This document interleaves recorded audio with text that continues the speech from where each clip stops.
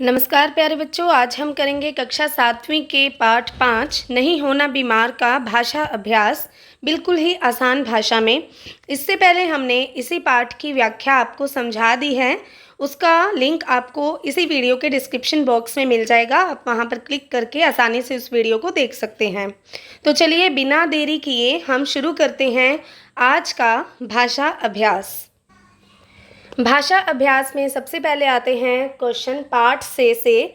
Part से में मेरी समझ से में पहला प्रश्न आपको दिया है, बच्चे के विद्यालय ना जाने का मुख्य कारण क्या था। बच्चा विद्यालय में क्यों नहीं जाना चाहता था। तो हमारे पास ऑप्शन है, उसका विद्यालय जाने का मन नहीं था, उसका साबूदाने की खीर खाने का मन था, उसने गृह कार्य नहीं किया था, या उसे बुखार हो गया था। तो उसे बुखार तो बिल्कुल भी नहीं हुआ था, है ना।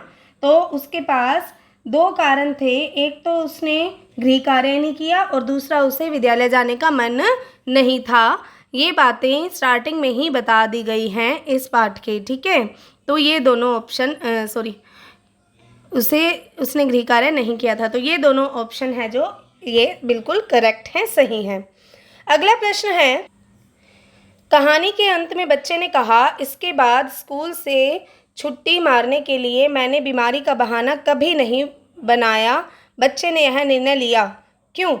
क्योंकि इसके बाद वो स्कूल से छुट्टी लेने का बहाना कभी नहीं बनाएगा, बीमारी का बहाना तो बिल्कुल भी नहीं बनाएगा। इसका क्या निर्णय लिया था उसने, क्यों लिया था ये निर्णय? क्योंकि घर में रहने की बजाय विद्यालय जाना अधिक रोचक लगता है, या बीमारी का बहाना बनाने से साबूदाने की खीर नहीं मिलती, या झूठ बोलने से झूठ के खुलने का डर हमेशा रहता है, या इस बहाने के कारण उसे दिन भर अकेले और भूखे रहना पड़ा। तो मेन कारण उसका क्या था छुट्टी लेने का, कि वो जो है अकेला रहना चाहता था, आराम से शान शौकत से ठाठ बाट से लेटना चाहता था बिस्तर पर, और साबूदाने की खीर खाना चाहता था। जबकि दोनों ही काम उसके व्यर्थ हो गए। एक तो उसको अकेले रहना पड़ा, बोर हो गया वो, और दूसरा उसको खाने के लिए कुछ भी नहीं दिया था। नाना जी ने कहा था कि अगर भूखा रहेगा तो शरीर के सारे विकार निकल जाएंगे। तो कौन सा सही है? इस बहाने के कारण उसे दिन भर अकेले रहना पड़ा और भूखे रहना पड़ा। अगला प्रश्न है, लेटे लेटे पीठ दुखने लगी, इस बात से बच्चे के बारे में क्या पता चलता है। तो इस बारे में बच्चे के बारे में हमें क्या पता चलता है कि उसे बिस्तर पर लेटे रहने के कारण ऊब हो गई थी। ऊब मतलब वो बिल्कुल ही ऊब गया था, बोर हो गया था, उसे अपनी बीमारी की कोई चिंता नहीं रह गई थी, वह बिस्तर पर आराम करने का आनंद ले रहा था, या बीमारी के कारण उसकी पीठ में दर्द हो रहा था। तो बीमार तो नहीं था वो, ये ऑप्शन गलत हो गया। बिस्तर पर आराम करते करते आनंद भी नहीं आया उसे, ठीक है। उसे अपने बीमारी की कोई चिंता नहीं रह गई थी, ये भी बिल्कुल गलत है। तो क्या आएगा? लेटे लेटे पीठ दुखने लगी का अर्थ है कि उसे बिस्तर पर लेटने के कारण ऊब हो गई थी, अर्थात वो परेशान हो गया था एक ही जगह पर लेटे लेटे। अगला प्रश्न है, क्या ठाठ है बीमारी के भी। बच्चे के मन में ये बात आई कैसे, क्यों आई? जब वो काका का पता करने जाती है, नानी उसको साथ में ले जाती है, तो उस टाइम पे जब वो काका का पता कर रहे होते हैं, उसको साबूदाने की खीर मिल रही है, आराम से वो लेटा हुआ है, तो ये बात देखकर वो कहते हैं कि क्या ठाठ है बीमारी के भी। ये बात कैसे आई, क्यों आई? क्या बीमार व्यक्ति को बहुत आराम करने को मिलता है, बीमार व्यक्ति को अच्छे खाने का आनंद मिलता है, या फिर बीमार व्यक्ति को विद्यालय नहीं जाना पड़ता है, या फिर बीमार व्यक्ति अस्पताल में शांति से लेटा रहता है। तो उसे ये बात तब लगी कि वो ठाठ से जी रहा है, क्योंकि उस व्यक्ति को अच्छे खाने का आनंद मिल रहा था। अच्छे खाने का आनंद मतलब नानी ने पूछा नर्स से कि मैं इसको साबूदाने की खीर खिला दूँ, तो नर्स ने कहा हाँ खिला दो। तो वो आराम से उसको जो है साबूदाने की खीर खिलाती है, और जब वो खिला रही थी तो बच्चा सोचता है कि क्या ठाठ हैं बीमारों के भी, काश मैं भी बीमार हो जाऊं। तो अगला जो प्रश्न है इसमें कहा गया है कि आपने अपने आंसर ये क्यों चुने, आपके दोस्तों ने कहीं कोई और तो नहीं चुन लिए। तो हमने ये आंसर क्यों चुने हैं, मैंने आपको सारा जो उत्तर बताते हुए व्याख्या कर दी है, आप यही कारण लिख सकते हैं। चलते हैं अगले प्रश्न पर। प्रश्न दिया है, मिलकर करें मिलान। पाठ में से चुनकर कुछ शब्द नीचे दिए गए हैं, अपने समूह में इन पर चर्चा कीजिए, इन्हें इनके सही अर्थों से मिलाइए। पहला है साबूदाना। साबूदाना आप सभी ने सुना होगा साबू नामक वृक्ष के तने का गुदा होता है ये, जिसको साबूदाना कहते हैं। आटे के रूप में होता है ये, ठीक है। इसको कूटकर दानों के रूप में सुखा भी लिया जाता है और फिर इसकी घर पे खीर भी बनाई जाती है ना। तो साबूदाने वाला आंसर हमें मिलेगा ये रहा 8 नंबर पे, ठीक है। तो साबूदाने वाला आंसर है 8 नंबर पर। साबू नामक वृक्ष के तने का गुदा साबूदाना, यह पहले आटे के रूप में होता है, फिर कूटकर इसको दाने के रूप में सुखा लिया जाता है। अगला प्रश्न है नंबर 2 पर हमें दिया है वार्ड। वार्ड क्या होता है? एक किसी विशेष कार्य के लिए घेर कर बनाया हुआ स्थान, अर्थात एक कमरा रूपी, ठीक है। तो पहले का आएगा 8वां, दूसरे का आया पहला। तीसरा है नर्स कौन होती है? तो नर्स तो बिल्कुल ही आसान है कि वह व्यक्ति जो रोगियों, घायलों और वृद्धों की देखभाल करे उसको हम नर्स कहते हैं। 9वां आंसर आएगा इसका। अगला है रजाई क्या होती है? रजाई एक प्रकार का जाड़े का ओढ़ने जैसा कपड़ा होता है जिसको हम ओढ़ते हैं, ठीक है। इसमें रुई भरी होती है। इसका आंसर क्या आएगा? नंबर 2। थर्मामीटर बुखार को चेक करने का एक छोटा सा यंत्र होता है, तो शरीर का तापमान नापने का एक छोटा सा यंत्र होता है थर्मामीटर। काढ़ा क्या होता है? कई तरह की जड़ी बूटियों और औषधियों को उबालकर, औषधियाँ मतलब होता है दवाइयाँ, इनको उबालकर उनके रस से बना हुआ एक पेय पदार्थ होता है, पीने का पदार्थ होता है। इससे सर्दी, जुकाम, खांसी, बुखार और पाचन से जुड़ी समस्याओं में लाभदायक माना जाता है। अगला है ड्राई क्लीनर। ड्राई क्लीनर कौन होता है? जो भी हमारे कुछ महंगे तरह के वस्त्र होते हैं, रेशमी हो, ऊनी हो या मलमल के कपड़े हों, जिन पर हम सीधा साबुन या सर्फ अप्लाई नहीं कर सकते, उन कपड़ों को पानी, साबुन और डिटर्जेंट के बिना ही मशीनों से साफ़ किया जाता है और वो जो काम करता है उसे हम कहते हैं ड्राई क्लीनर, ठीक है। और इन कपड़ों को हम साफ़ कराते हैं, उसको बोलते हैं कि कपड़ों को ड्राई क्लीन करवाया गया है। ताजमहल क्या है? उत्तर प्रदेश के आगरा शहर में स्थित 17वीं सदी में निर्मित एक विश्व प्रसिद्ध स्मारक जो कि सफ़ेद संगमरमर से बना है। सफ़ेद संगमरमर के पत्थर से बना है ये ताजमहल है। और आगे है हमारे पास अंतिम प्रश्न। अरहर क्या है? एक तरह की तुअर की दाल है जिसे हम जो है तुअर भी कहते हैं। और अरहर की दाल तो मोस्टली घरों में बनती है, जब बीमार हों तो ज़्यादा बनती है। तो ये हो गए हमारे मिलकर करें मिलान। चलिए आगे चलते हैं। अगला प्रश्न है पंक्तियों पर चर्चा। पाठ में से चुनकर कुछ पंक्तियां दे देते हैं और यहाँ पर ध्यान से पढ़कर इन पर हमें विचार करना है कि क्या कहा गया है। पहली पंक्ति है, मैंने सोचा बीमार पड़ने के लिए आज का दिन बिल्कुल ही ठीक रहेगा, चलो बीमार पड़ जाते हैं। यहाँ पर क्या था बेटा कि बच्चा जब अस्पताल में जाता है, साफ़ सफाई देखता है, अच्छे से मरीज की रखरखाव हो रही है, ये चीज़ देखता है, मरीज को साबूदाने की खीर भी खिलाई जा रही है और ये सब देखकर वो चाहता है कि वो भी बीमार हो जाए। और इसीलिए जब वो एक दिन होमवर्क नहीं करता तो उसको डर लगता है कि अगर मैं स्कूल में ऐसे ही चला गया तो टीचर मुझे पनिशमेंट देगा, मुझे मार पड़ेगी। तो उसे लगा कि आज बीमार पड़ना बहुत ही सही रहेगा। पूर्णतः उसने सही रीज़न दे दिया कि मेरे तो पेट में दर्द है जी, मेरे सर में दर्द है और मैं विद्यालय नहीं जाना चाहता। इससे 2 काम हो जाएंगे, एक तो उसको साबूदाने की खीर मिलेगी, बीमार पड़ने पर नानी उसको और भी ज़्यादा प्यार और दुलार करेगी, और दूसरा वो टीचर की मार से भी बच जाएगा। अगली पंक्ति थी, देखो उन्होंने एक बार भी आकर नहीं पूछा कि तू क्या खाएगा, पूछते तो मैं साबूदाने की खीर ही तो मांगता, कोई ताजमहल तो नहीं मांगता। लेकिन नहीं, इससे सारे विकार निकल जाएंगे, सारे विकार निकल जाएंगे, बस चाहे इस चक्कर में तुम खुद शिकार हो जाओ। अब यहाँ पर क्या है कि बच्चा बीमार होता है, बीमार होने का बहाना तो बना लेता है, लेकिन उसका ये बहाना सही सफल सक्सेस नहीं होता। क्यों? क्योंकि जो वो झूठ बोल रहा है और झूठ बोलकर वो खुद से ही खींचने लगता है कि मैंने ये क्या कर दिया, मुझे ऐसा नहीं करना चाहिए था। झूठ बोलना जब सबके सामने आ सकता था, अगर वो उठकर जाता तो, अगर वो गुस्सा होता या फिर गुस्से से झुंझलाहट से भरकर वो किसी पर चिल्लाता तो सबको लगता कि ये तो बहानेबाज है। तो उसे खाने के लिए किसी ने क्यों नहीं पूछा? क्योंकि सबको लग रहा था कि अगर वो भूखा रहेगा तो वो जल्दी ठीक हो जाएगा। तो इस तरह उसे खाने के लिए ना पूछने का मलाल भी होता है कि देखो मेरे को तो कोई प्यार ही नहीं कर रहा, और उसे किसी की भी कोई बात भी अच्छी नहीं लगती, किंतु वो अपने जो है गुस्से को अपने अंदर ही दबा कर रखता है, क्योंकि अगर वो उसको बाहर निकालेगा तो उसका झूठ सामने आ जाएगा। तो वो मन ही मन में ये सब बातें सोच रहा है, अपने ऊपर झुंझला रहा है। आगे है सोच विचार के लिए प्रश्न उत्तर। पाठ को एक बार फिर से ध्यान से पढ़कर आपने पता लगाना है कि पहला प्रश्न क्या था, अस्पताल में बच्चे को कौन कौन सी चीज़ें अच्छी लगती हैं और क्यों।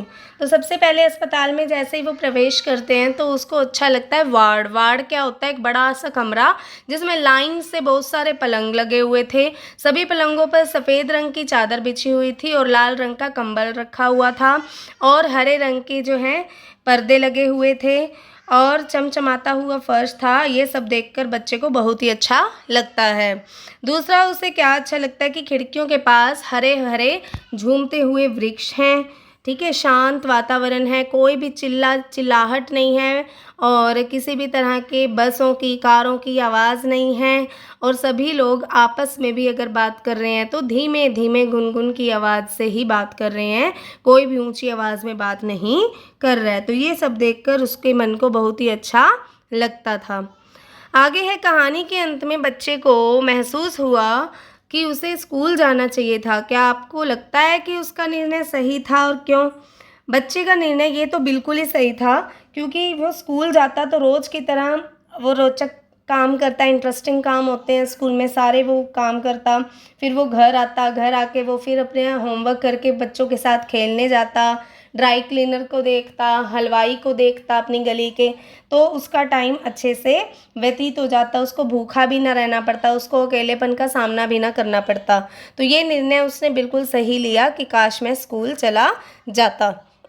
जब बच्चा बीमार पड़ने का बहाना बनाकर बिस्तर पर लेटा रहा तो उसके मन में कौन कौन से भाव आए। भाव का अर्थ होता है कि उसको गुस्सा हुआ, दुख होना, डर लगना, प्रेम होना किसी से, किसी पर दया आना, तो ये सब बातें थी।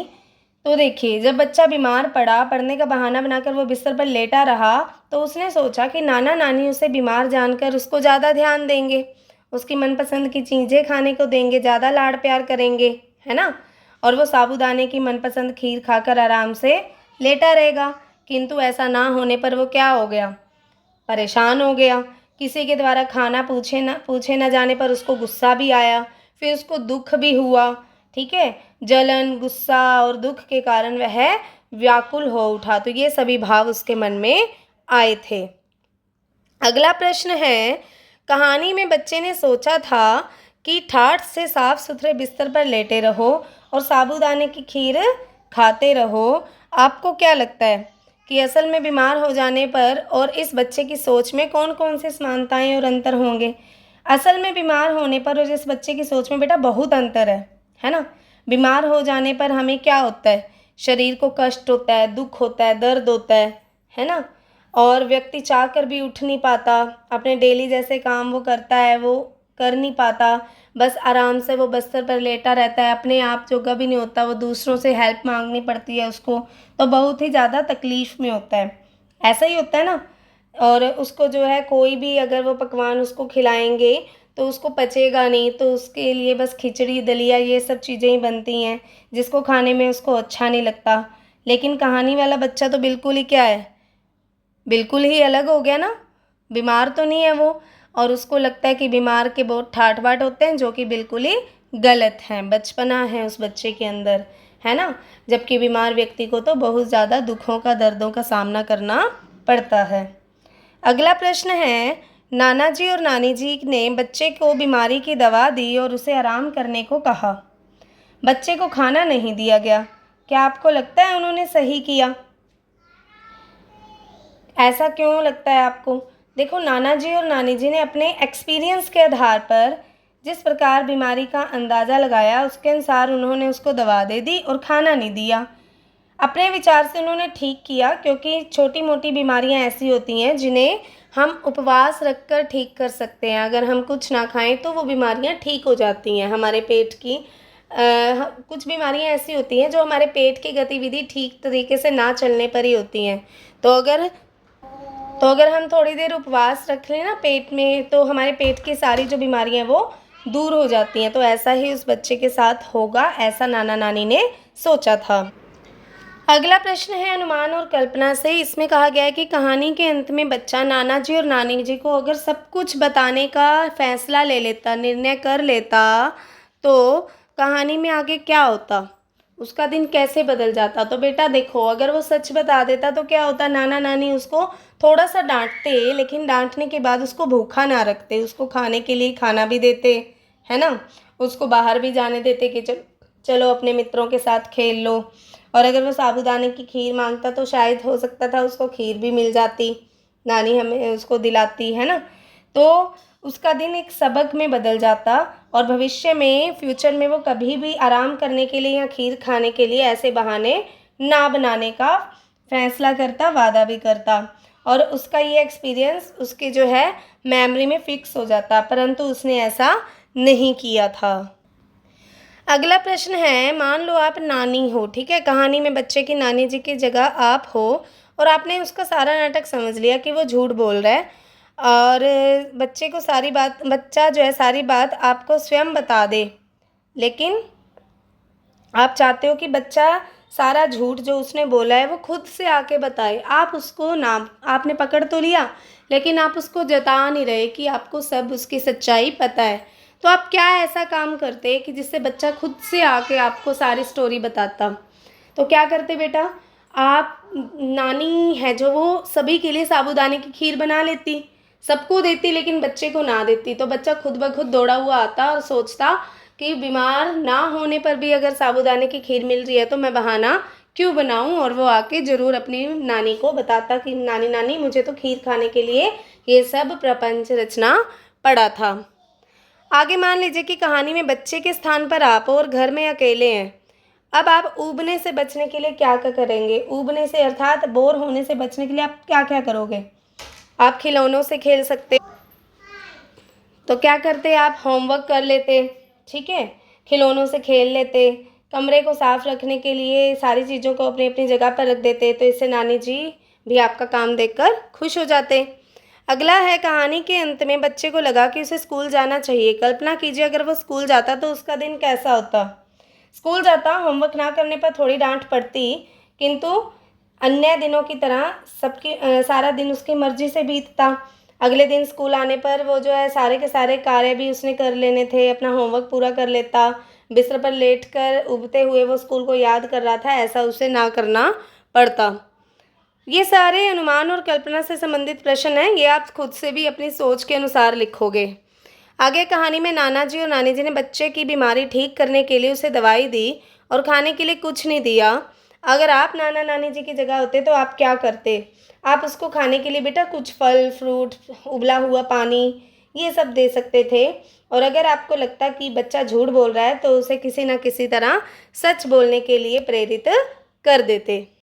जो महत्वपूर्ण भाषा अभ्यास में है, शब्द से जुड़े शब्द। शब्द से जुड़े शब्द आपके शब्दकोश को बढ़ाने में बहुत हेल्प करते हैं।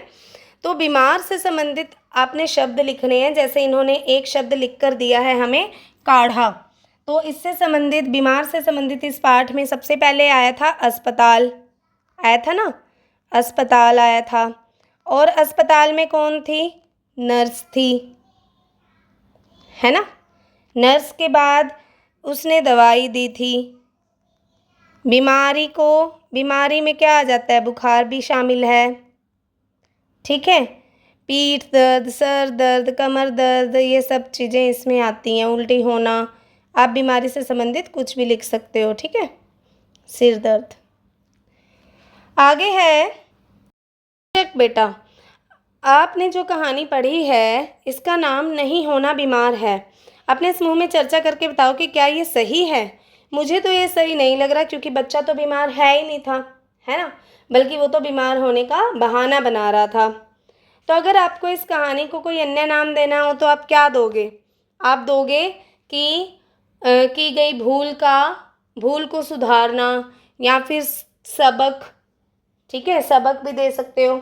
और सबक क्यों देते, क्योंकि बीमारी का झूठा बहाना बनाने का जो उसको परिणाम भुगतना पड़ा, उससे उसको कोई ना कोई सबक तो सीखने को मिला ही है।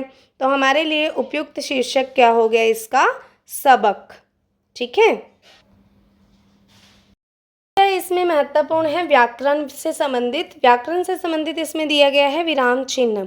देखें, नाना जी ने रजाई हटाकर मेरा माथा छुआ, पेड़ देखा और नब्ज देखने लगे। अब ये जो निशान बने हुए हैं ये सब विराम चिन्हों के हैं।